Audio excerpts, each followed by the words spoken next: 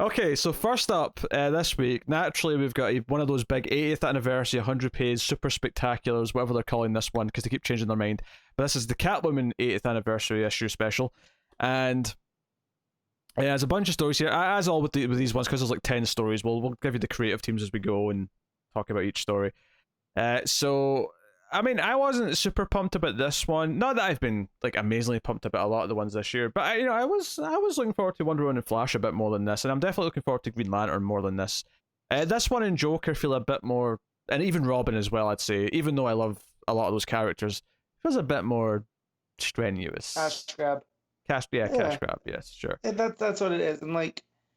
There's a place for these kind of stories. I just don't know if doing a big 100 or 80 page thing is it. I looked at it and I'm like, £8 to read, I don't know, maybe 2 stories that I was interested in. I was like, I have right now with everything that's going on with my job, I don't have the money for that. True. I mean, that's fair. I'm just like, no, I'm good. I just want to say that the Joker one, I'll look at the creative teams first because I don't know if I want to do this next week. I'll take over for Connor there. Does that mean Connor has to tag in into Joker? Is that what you're saying?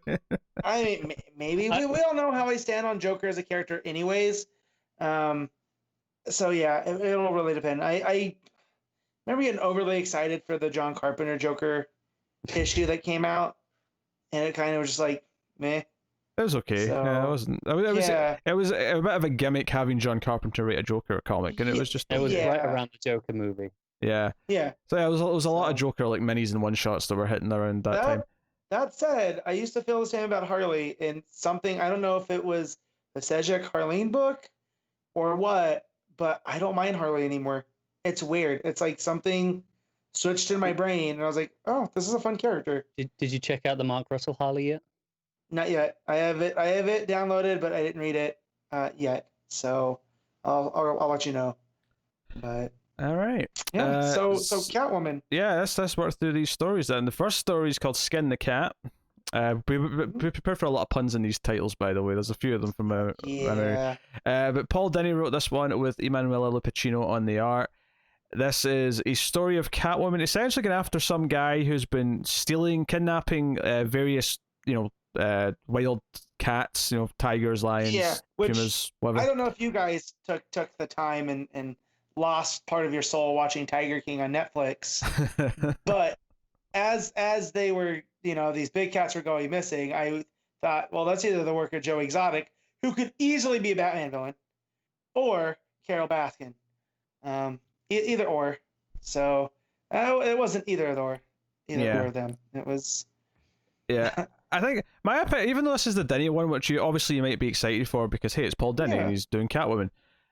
Honestly, that's kind of I share about the sentiment I have for this one's the same I have for maybe about 2/3 of this book, which is there's nothing technically wrong with the story. It's just kind of there, and it doesn't elicit much excitement. Kind of just summed up why I ultimately elected not to read it, because I was speaking to Matt about it earlier in the week because he'd read it a few days ago, I think. Yeah, and. It was like, there was maybe a handful of stories that I was like, oh, I could be interested in that, or I could be interested in this. And the Dini one was one of them because, Dini and Lupacchino. And then Matt was like, it's fine. Yeah. It's like an annual story. And I went, I don't really need that. It's exactly that. It's her looking for these big jungle cats and coming across this warehouse, and this is where Dini's really good because he understands Gotham, where he throws in a line that there's too many empty warehouses in Gotham. So she had to, think about exactly where. And it's actually this would be. One of 2 books that make that same point this week as well, which is amazing. Yeah. So she tracks them down, and the cats have been taxidermied painstakingly to where she thinks that one that's lunging at her is still alive. And stuff. And comes to find out, this guy's just a taxidermist that works for the mob. And this is like his thing, and he wanted to get Catwoman and taxidermy her, which is maybe. But she did she pulled the rug out from under him though by actually revealing that she had the cats pretending to be to be still. Which I own a cat, or I have a cat. You really can't own a cat. Oh, the cat owns you, Matt. She doesn't listen to. I mean, she's around here right now, causing chaos under my feet, and again, I know it's Catwoman. I know she has a special way with them, but my cat doesn't listen for shit. I can't imagine a jaguar being any different. Yeah. So basically, she has the cats kill the dude, and that's basically the end of the story. And and honestly, like I like Lupacino's art a lot as well. I don't necessarily think this story though is up to Lupacino's best in terms of standard, though. So no, it's fine. I'm just feeling like a lot of these, and I don't want to say like annual quality is necessarily a bad thing, but there's a reason why the annuals kind of always feel like second rate. I would say they just kind of feel like mismatched stories, and it's super rare that you get one like was it the Tom Taylor Father's Day one? For Alfred? I would say it's like that's rare. I'd say 8 times out of 10 they feel kind of just not worthless. That's maybe a bit harsh, but they feel just kind of like okay, whatever. Like they were skippable. And then that 1 or 2 times out of 10 you'll get that special Tom Taylor one. I mean, because even just with these anthology issues, like one of my favorite stories in the last few years is easily Tom Taylor. Again, we're bringing up Tom Taylor a lot, but his Supergirl story in that Nuclear Winter special from like 2 or 3 years ago was phenomenal, and it made reading that entire book worth it. So I guess my hope getting into one of these things at any given time is that there'll be one of those. There'll be one of those stories that says, "No, I'm glad I read this 100 pages just for that story." And I'm going back to think, and even from Wonder Woman, so far there hasn't in a lot of these. Like I feel like the action and detective ones did, because I feel like you had creators really throwing in everything they had for Superman and Batman. And that's not to say they're not working hard on these ones. They just don't have that connection. Honestly, my problem with a lot of these anthology books tends to be that half the stories end up feeling not really stories. They feel like they don't have like a beginning, middle, and end. They're just kind of like a snapshot and a showcase. Yeah, and it doesn't really have like a satisfying like conclusion to it in the story itself. We'll get to one, and that's kind of what I appreciate in something like this, where it doesn't have to play into continuity, so you could take liberties. Because one of the stories is set in Batman, 66. Sure, era, yeah. And it plays it exactly like that. And then another one's a completely meta story, which I enjoyed. We'll get to those. Yeah. So that was the Denny Lupacino one to start with. A couple pin-ups, of course. We got a classic. These kind of, not all of them, but some of the ones are decade specific. They kind of go in order. So then we have the Ann Nocenti story with Robson Roca on the art. And I'm not going to lie, I'm not entirely sure. Oh no, it wasn't this one. There was one later on that I'll be honest, I was confused by and didn't really get. This one is, it's 2 security guards, and they're kind of like talking about how donuts, or like one of them's like really into like making donut jokes. Yeah, so Nocenti goes and makes it like they're interchangeable with cops, and to me, security guards and cops are not the same, right? But to Nocenti, it's interchangeable, and I did not like this story. This is the one that almost made me like, I don't know if I want to do this. Just like in the guy security guard, his motivation didn't seem to make sense.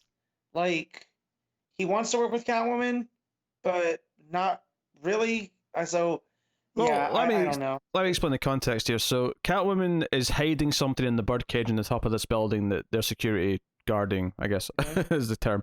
And he goes up and finds it, and then he fights with Catwoman, and he basically tries to rope her into like an ongoing agreement. Hey, like a lot of shipments come through this building. I can make sure that doors are open, we can work together, and I can take a cut. He wants to sort of make things go. And then there's a sort of twist ending there after they fight, and he falls off the roof. Well, I say fall. Maybe kicks is more of an accurate description. Yeah, aggressively pushed. Maybe. I mean, he doesn't die. He lands on some umbrellas. But there's a little twist here that Penguin was like up to something here at the building, and that's who like Catwoman was hiding the thing from, or whatever. So it was kind of like when I got to the end of the story, I was just kind of like, I'm not really sure what that was trying to do, honestly. If I'm honest, I felt like it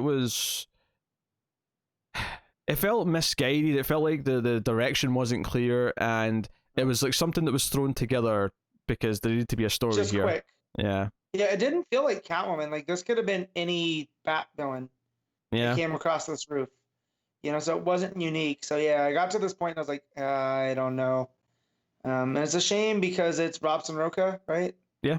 On art, and so the art's fine. Like the art looks decent, but the story is, oh man, rough times.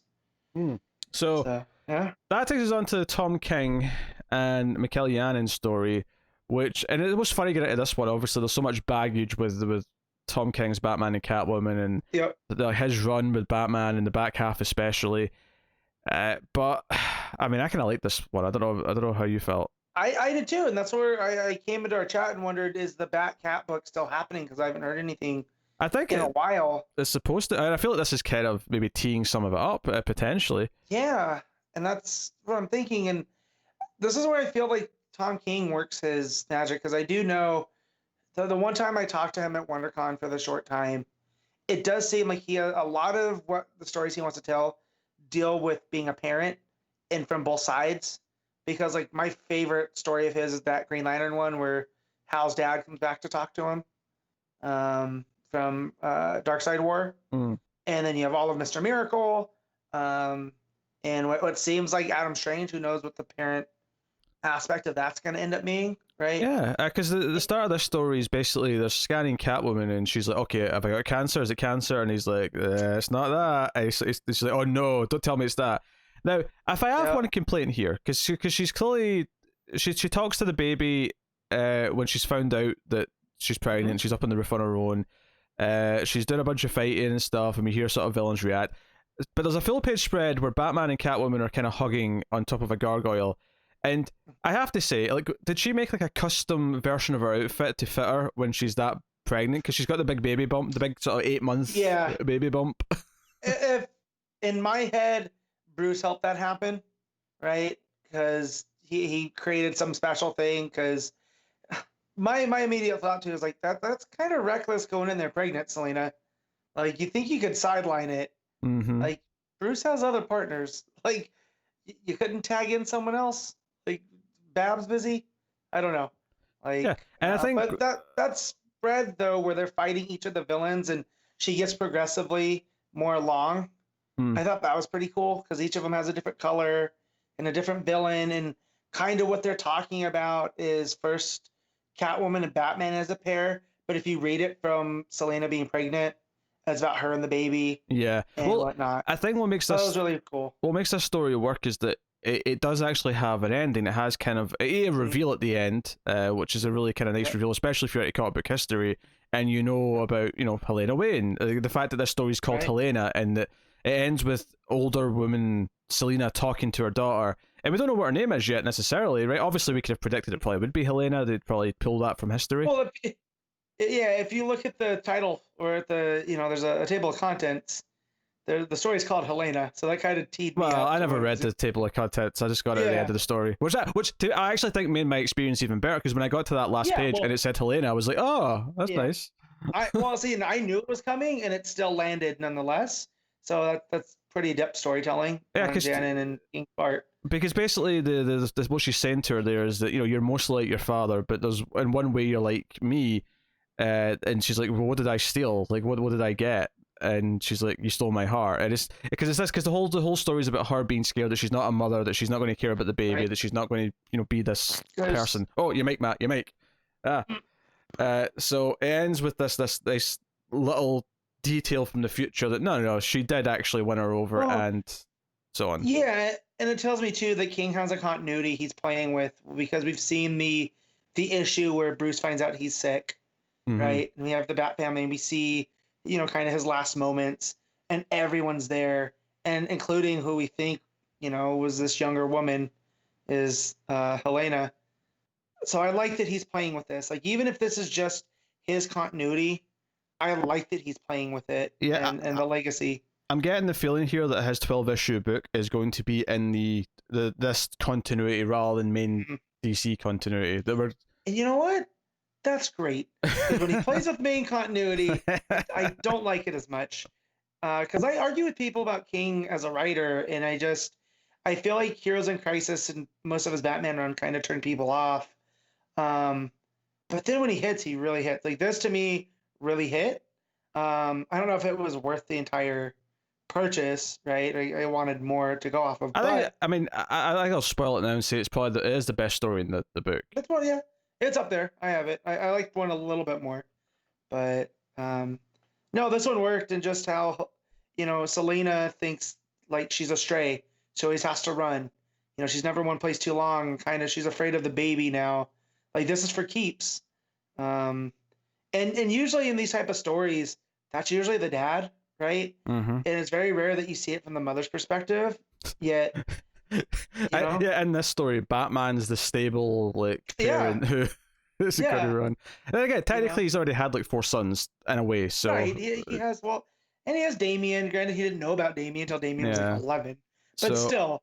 But yeah, so usually you see that from the opposite perspective, and I think with what I've read about like postpartum and women's stuff about being pregnant, it's not in the movies and TV where you instantly are gonna love this creature. You know what I mean? This little person like that. So I like that we see that side from Selena here. But yeah, it's proof that Tom King can still land these. That's not a sucker punch, but it is like an emotional gut punch because I got to that end and I kind of know that it's coming. Like you stole my heart, and I want to be mad at it, but the sentiment's there, and I can't be. And the coloring in this great page, this last page is great, is what I was trying to say. Yeah. Georgia Blair's on the colors here. It's got the autumn, the oranges and the trees and all the rest of it.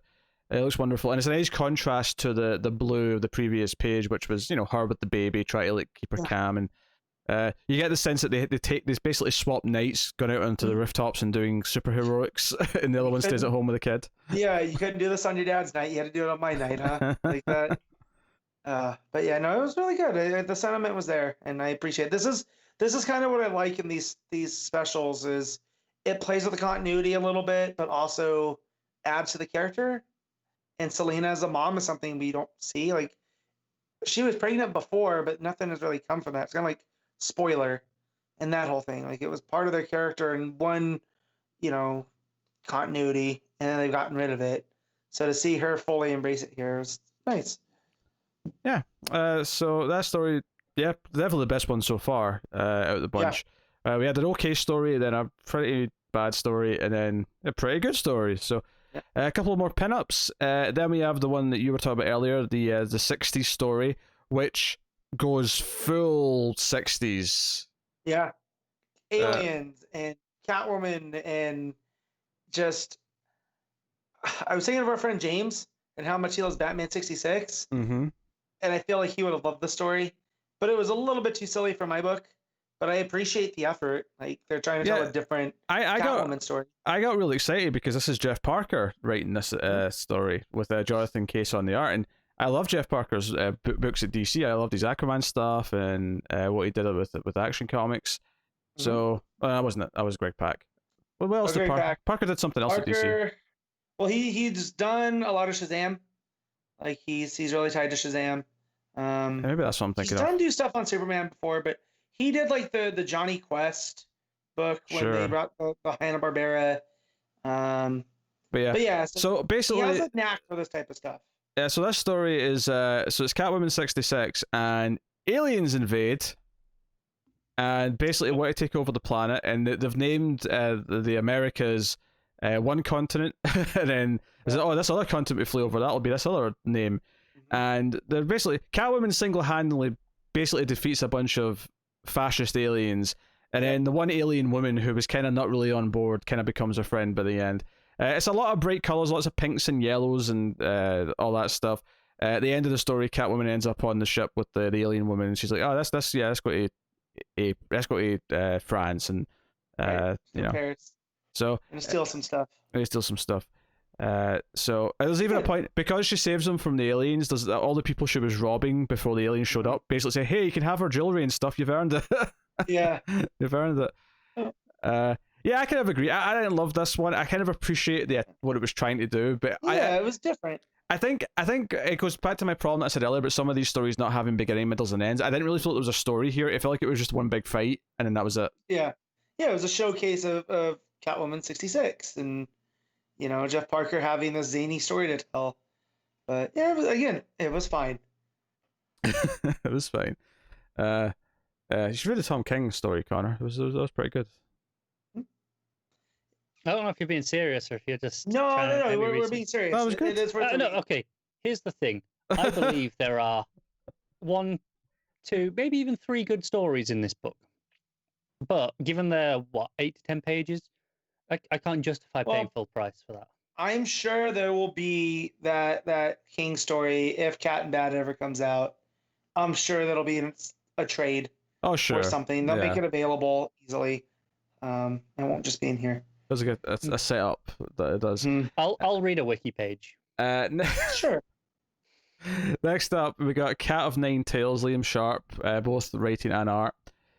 So Bit disappointed in this one. yeah, this is a story where Catwoman's got a security guard tied up, or she's talking to him and says that there's basically 9 possible outcomes to this, and then describes each of the ones where okay she ties him up. The next one is she beats him up. Then there's another one where he shoots her and she dies. There's another one where she like dodges the bullet and hits him. There's one where she gets hit but lives, but then really violently hurts him because Right. she's mad, and so on and so on. And then there's one where they've teamed up and the security guard was their inside man all along and whatever. I mean, the art's not bad. Obviously, it's Liam Sharp. I was expecting a little bit more from the art. Like it definitely felt like Yeah. It's not of the quality of the Brave and the Bold was, or even some of his Green Lantern work that I've seen. I mean, it's also worth mentioning this is a 3-page story. That's all it is. Yeah. It's 3 pages and that's it. And there are a lot of smaller panels, and I feel he does better. Like there's a thing with tattoos that the bigger it is, the more detail, the better it looks. And I feel that's Liam Sharp in a nutshell. Like the more space he has to work, the better it looks. So what you're saying, Matt, is that the Joker's damaged had to be bigger on his forehead so it would look better. Sure, I don't think that could ever look good. Increase font size. Font size 150. Yeah. But so I saw Liam Sharp writing in art, and so I went in with expectations. This might have just been a victim of my own expectations, but I was underwhelmed by the art. I was expecting better out of Sharp. Yeah, so. I think it was a nice enough idea. The problem is, I don't think the conclusion actually made it feel like I'd read a story. It just kind of felt like, he just fainted randomly? Okay. Yeah. After all the possibilities of all the things that could happen where they end up in a fight or he lets her do what she wants or vice versa or whatever, and all of it ended just with him, he fainted. So. That was it. That was it. Okay. Underwhelming, I'm sorry to say. A couple more pin-ups, of course, and then we go on to the story called Little Bird, which is written by Mindy Newell, who I'm not familiar with. Lee Garbett on the art, though, I am familiar with, because that is the Stephanie Brown Batgirl artist. Yeah, so Newell she wrote comics, I want to say in the early 90s, late 80s, early 90s, and she had a couple issues on a Catwoman thing or the other, because I looked her up to see where she got. And this story ended up feeling like a comic from that era. So, felt really, what's the opposite of condensed? Like it felt like there was more pages than the rest of them, and I know there wasn't, but there's a lot going on. Sure, I get what you mean. It basically boils down to Selina wanting to steal a mezuzah because the foster mother that looked after her when she was younger basically gave her one and sort of treated her well, and it became this thing. And it's she's in an old folks home and she dies, and the story ends with her like asking for the mezuzah to be put in like the casket with her or whatever. Right. But the story's kind of like cutting around. It's showing you the flashback of her as a girl with this woman and being told what this means in the first place. What I thought was really weird about this story, though, is that it's set kind of in like a Batman Year One or just post Batman Year One era, where Selina's a prostitute in one of the flashbacks, and there's a lot of really weird like double entendres here, where she keeps cracking lines about like, you know, Batman will say like, Batman shows up to talk to her and he'll say certain things, whatever, and Selina will just come out with a line like, well, I'm used to being on my knees or something, and I was like, whoa, okay. Yeah, it's over sensual, Selina. And they show her as a dominatrix because that's part of her plan later. One of her clients is, a higher up somewhere, and yeah. So And that's what I meant. It felt like a comic of that era where everything was overly done and there was zero subtlety, you know, at play here. So, I mean, I enjoyed the spirit of the story of her wanting to do right by this woman that, you know, was the only one that did right by her as she was younger, that actually felt like her mother. So yeah, again, it was fine. I, I mean, I liked the ending well enough. I kind of felt conflicted as it was jumping around all its different costumes and eras and flashbacks and whatnot. I found it to be a little bit clunky in its exposition and its reveals. Yeah. And to the point where I found it like, well, the sentiment at the end was nice enough. I didn't really find it all that enjoyable to actually read page to page. Once it got going, so yeah, kind of weird. Plus, you know, prostitute Arislane is not necessarily my favorite version of her. No, So and again, there's a subtle way to do that, and this was not it at all. no. You know, so So a couple more pinups. You got a Belent one. You also got a animated series style one, which is cool. That takes us on to the Chuck Dixon story with Kelly Jones on the art. It's called Born to Kiln. I skipped this one. Really? Not much of a fan. Didn't want to read Chuck Dixon, and I'm not a fan of the Kelly Jones art. So I just Well, I mean, old school Chuck Dixon's stuff I like. I like his old writing. yeah. But I mean, honestly, the Kelly Jones art is definitely something I get. Like, I'm not a huge fan of it either. This story is basically her going after this diamond that she knows is on this cruise ship, but when she gets there, Clayface is already there, and Clayface and her end up fighting. Clayface swallows the diamond. He's like, I'll put this somewhere safe.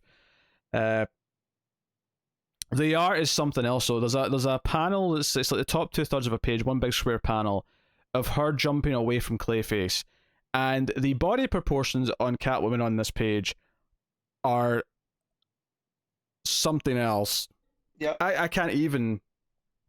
That's what I was thumbing through it, and I came across that one. It's where she's like horizontal. No, Is she's page? she's upright, but she like so. Not obviously you've got her boobs being very big as you expect in the art like this, but they're kind of like lopsided and they're kind of like I don't know how to describe it. They're kind of, it's almost like the art's trying to imply that the force of this jump, all the sort of the wind blowing everything back is blowing the boobs to one side, and they look like, I don't know. Very much like, and then her face is really sort of big and like the eyes are kind of wide, and it's the "So I Have Both Hands for You" page. Is that the one you're talking about? Yes. Look at it. Look at her. Even just the shape of her hips. Yep. And I was going through this, and I was like, yeah, I'm not going back to read this. The art is just the art is basically horrendous. Is a word I would use for it. The actual story's fine. I mean, it's Catwoman versus Clayface in a fight. I'm not necessarily dull reading that. So it was an okay read from a story perspective, but holy crap, the art is like atrocious. Like I can't get over how bad it is. Oh jeez. All right, it's not even consistent. It's not even consistent. The proportions are, not only are they bad, they're all over the place in terms of like how they're changing every page. So there's a couple more pin-ups as you do, and then we get a Will Pfeiffer story with art by Pia Guerra. It's called Conventional Wisdom, and this is the meta story that Matt was getting at earlier. This is set in the real world, essentially, where Selena's at a convention. It's called BatCon, and she is Selena Kyle, and she's confused by everything around her, but there's images up of all of her things, and she's sitting at a signing table next to Bruce, and she's like, Bruce, what's going on? Did the Joker do something to us? And Bruce's like, oh, let's ask him. And then he sort of looks over to his side, and there's a Joker sitting there. He's like, this isn't me. This is... You know, there's a Riddler, and then they talk about Two-Face, and there's a real fun part where you only see the human side of Two-Face's. I should say human, the regular half of Two-Face's face and profile, which I thought was super fun.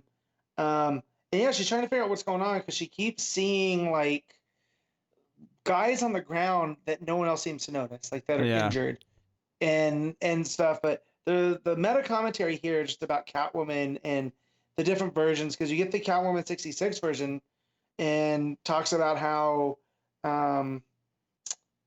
she says on the count of three, the henchmen are going to hold up the sound effects that are the big Yeah. onomatopoeia from the show, and she's starting to put it together. And she's also confused by like, what is this outfit? Why would I wear this? And then she sees like the Batman Returns outfit. She's like, wait, how hard was it to get into that? And she's like, oh, really Yeah. hard. Trust me. It's not easy. Yeah. And then just the part that really drove it home to me is where they're doing the Q&A, and the guy has these super minute questions, because I've seen this at cons, where someone's going to ask this question and it means the world to them, but the creator or the person involved has no idea, but then at the end it goes back to that gag from The Simpsons, isn't it, where it's just a wizard did it. and it's just someone's talking and says not much of a role.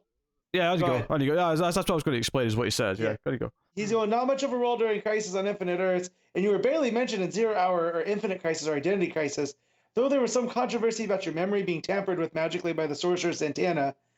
And it's all of this. She's like, okay, what's this leading to? And he's wearing the costume that Kelly Jones just drew. Yeah, the 90s one. So just like, the 90s one. He's like, when are you going to go back to wearing this costume?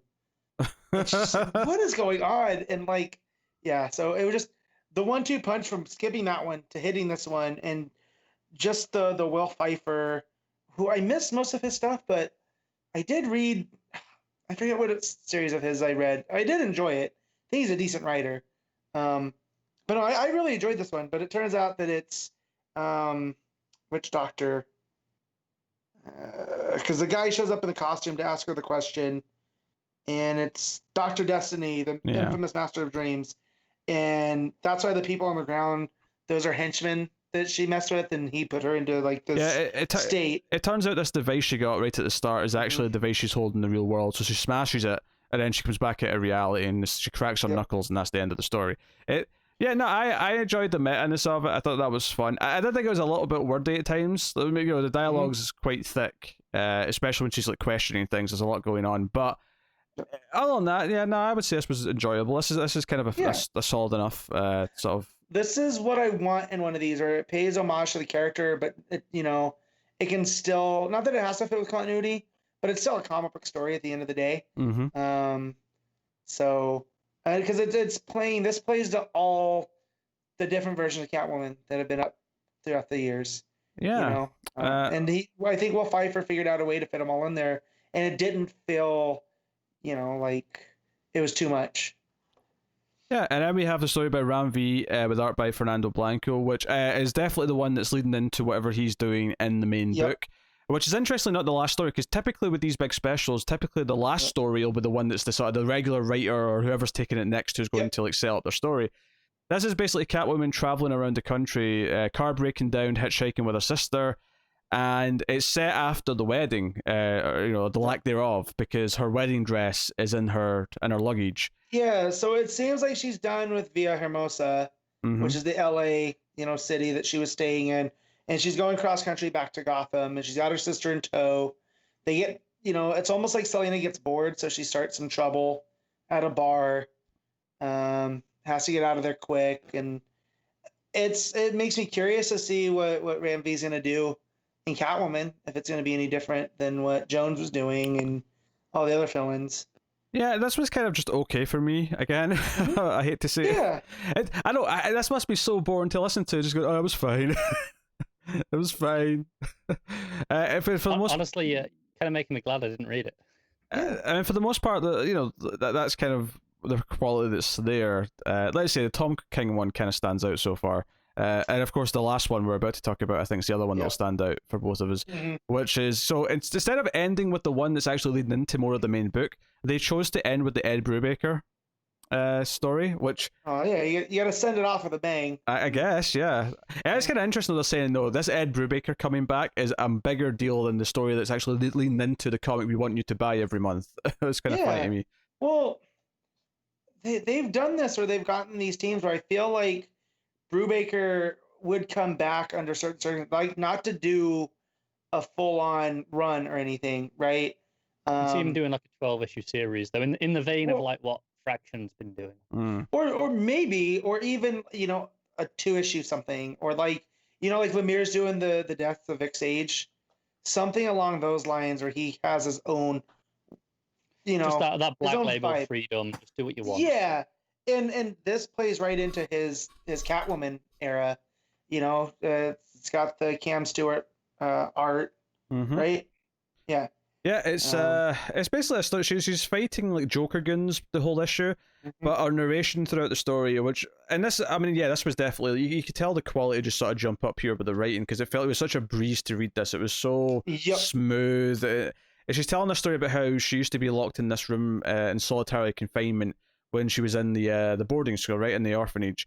Yeah. And Well, the juvenile. So they sent her oh, to juvie, juvie, yeah. and at juvie, it basically was ran like a boarding school, and they had a boys section, a girls section, and of course she attracted the attention of the boys. And there was this one boy that she felt back that he kind of looked out for her and treated her right, and yeah, so Yeah, they got now caught it's about- kissing, and they give her a lot of trouble for it. Not so much him. She noted the inequality here, where he was Yep. sent back to his dorm, she was given solitary confinement.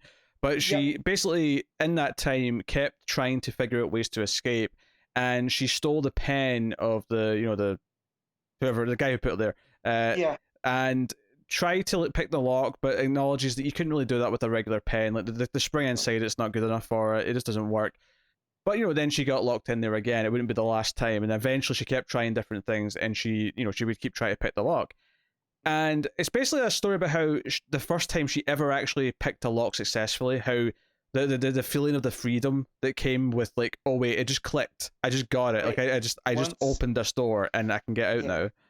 And she almost walks you through it where first you got to set the first pin, and then the second one you got to dig a little bit more for. But once you finally get it, there's not a feeling like it in the world. And as she's doing this, she's chasing after a car and dealing with Joker gas and Holly Robinson, who character I know King, right? Did King deal with her during the Bane stuff? A little bit. She was around Yeah. for sure. But Yeah. this is the Holly that I was more familiar with, the one that took over for her as Catwoman when she had the baby and whatnot pre Flashpoint. And yeah, so the Joker gasses his own guy in the taxi. It goes off the pier. She jumps in and she's picking the lock, and that's where she talks about how much of a joy it is. It opens it up and there's someone in the back. Turns out it's Slam Bradley, who was another piece of Brubaker's run on the character, and just everything felt right. Like this felt so natural. Like you were saying, it was a breeze to get through. I'm glad it ended on this one because it made me feel a little bit more positive on it, and it tricked me. I feel definitely. I think the placement of the two good stories being the third one and is there 8? Like the last one. Yeah. Like they're kind of nicely spread out to the point where by the time you get to the end, you don't feel too mad for having read it. Even though exactly. 70% of it was just kind of okay. Yeah, so if I'm telling people which ones to track down if they can to read, it's definitely the King one.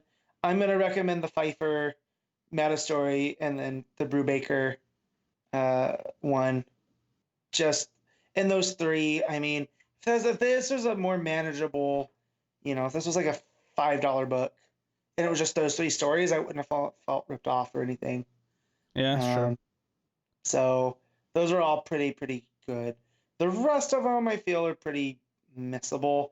They're definitely those, secret files type stories. I'd say missable, Annual. and then there's one that's pretty bad, and then there's one. I think the art and the Kelly Jones art in that story is just diabolical. So it's kind of a rough time recommending this as a $10 book.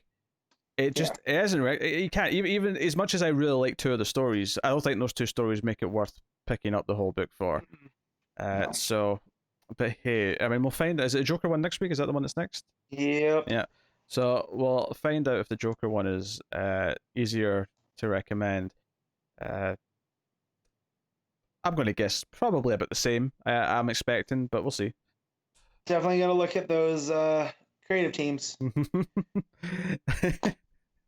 We should have a list by now, surely. I don't need to find it just now. It's fine. I know. I'm just wondering, so I can send it to Matt and he can have a look.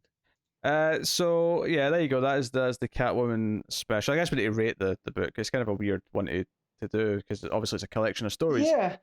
What do you rate it overall? So if we keep saying about it's just okay, and there's only 3 stories that you would recommend, I kind of got to give it a 5, right? Because at least those 3 stories really hit, but the rest of them are kind of like, you don't need to track it down. It's actually So, a lot I'm gonna give harsher. it a 5. It's a lot harsher than I was expecting. Okay, 6. I'll bump it up a full point then. Well, because I was thinking 6, because I feel like the stories, the 2 stories in particular, I think are good. Definitely raise things up a little bit. If those 2 stories weren't there, then yeah, I'd be like, this is like a 3 or 4. Like, it's just not enough in there. So yeah, Okay. 6 out of 10. I can give you one little bit of good news on the Joker thing. Oh. There is a Tom Taylor story in there. Yeah. All right, well I'm reading that. Okay, fine, settled.